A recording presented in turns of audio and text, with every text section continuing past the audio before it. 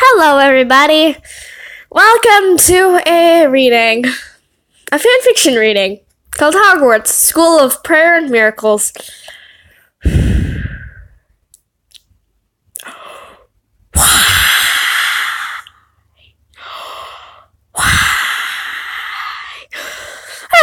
Okay.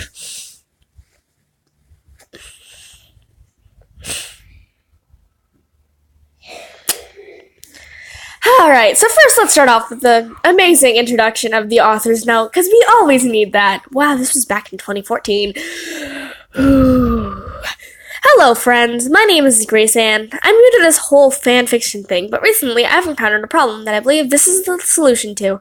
My little ones have been asking to read the Harry Potter books, and of course I'm happy for them to be reading, but I don't want them turning into witches. So I thought, why not make some slight changes to these books? Slight changes so these books are family friendly. And then I thought, why not share this with all the other mommies who are facing the same problem? So ta-da! Here it is. I'm so excited to share this with all of you. Without further ado, I don't trust this already. I don't consider myself an atheist, but I'm pretty close to one. Let's go. Once upon a time, there was a little boy named Harry Potter who lived under the stairs in a house on Privet Drive with his aunt and uncle. He was a good, obedient boy who did all his chores, but he felt like there was something missing in his life. Something big and special, but he could not quite name it. He stayed up every night and wished for this special something, but then one day there was a knock at his door and everything changed.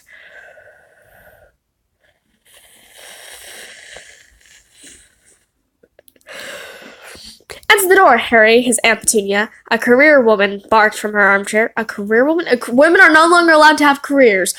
Barked from her armchair where she sat with her feet up. She had a short, curly blonde hair and never wore any makeup.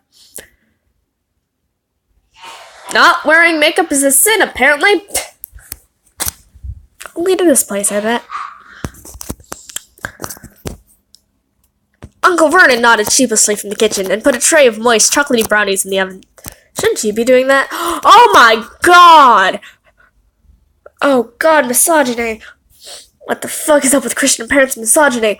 Shouldn't you be doing that, Harry thought, but he was a very obedient young boy, so he answered the door right away. He turned the brass metal doorknob and pulled open the heavy wooden door. Okay. On the porch was standing a huge, muscular man with a big, manly beard. And he was dressed in plaid, red shirt, blue jeans, and a sturdy leather boots. His dress was covered in a thick, unruly carpet of coarse brown hair. He wore a necklace that looked to Harry like a lowercase t. Just looking at Harry, feel happy, peaceful somehow, but he couldn't say why. Good morning, kiddo.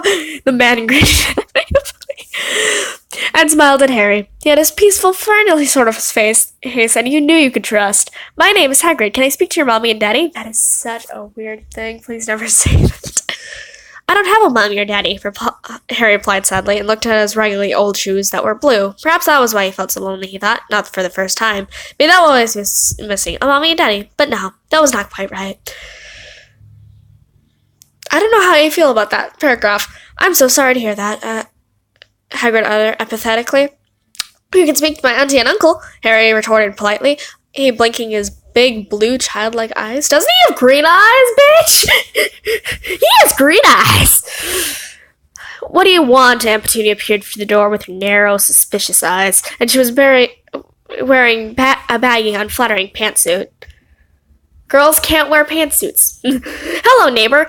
Nice to meet you." "I was wondering if you have been saved," Hagrid exclaimed slightly and tipped his wide-brimmed straw cowboy hat.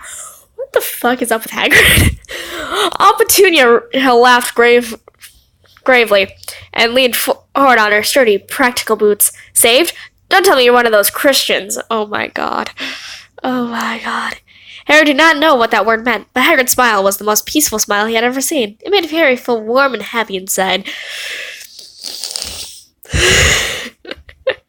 Just seeing the glowing, radiant grin on the kind, friendly stranger's face, he wondered why Aunt Petunia and Uncle Vernon did not smile like that. "Yes, I am," Hagrid repeated kindly. "Are you?" Oh, God.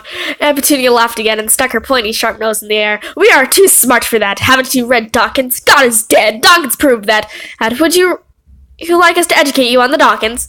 What is a Christian? Moo, Harry. I wish I knew. God, I wish that was me.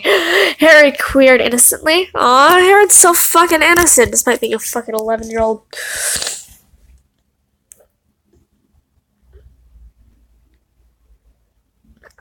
St. Lance kept his shoe on the shaggy yellow carpet, which had not been vacuumed in quite some time. Christians are people who want to be good, Hagrid explained wisely. I am not looking at Heather, explaining Hagrid, and crouched down so he was on eye level with Harry. Well, we want to go to heaven after you die. Do you know what heaven is, Harry? Harry shook his head. His big eyes were wide and curious. Heaven is a beautiful place where we can be with God. And Petunia smacked her hand over Harry's young ears. Her voice was sickly sweet, and then she said, "Thank you very much for your concern, sir, but he does not need your religion. He has science and socialism and birthdays. Haven't you ever heard of evolution? I have a very good textbook on evolution that I could give you on if you would like to learn things." Hagrid laughed wisely. Evolution is a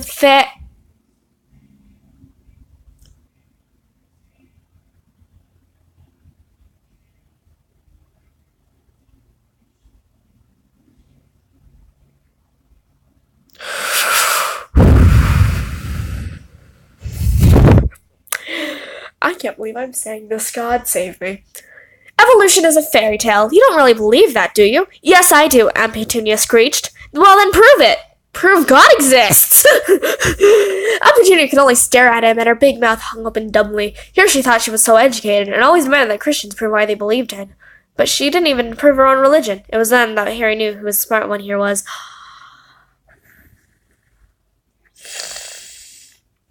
Tell me how to get this 7th place. You die!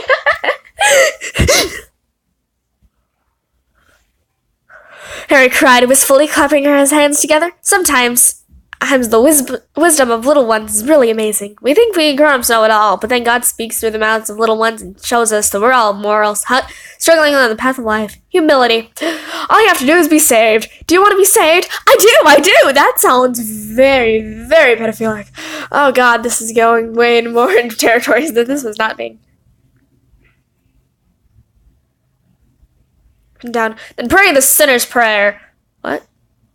Aunt Petunia tried to stop him, but she was powerless against Harry's pure, innocent, holy energy. Soon Harry had said the prayer. Hagrid beamed happily. That's all you need to become a Christian?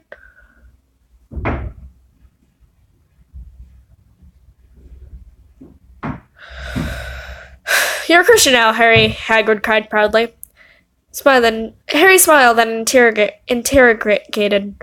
But how do I be a Christian? I don't know how. Hagrid grinned widely. There's only one place to learn that. Hogwarts School of Prayers and Miracles.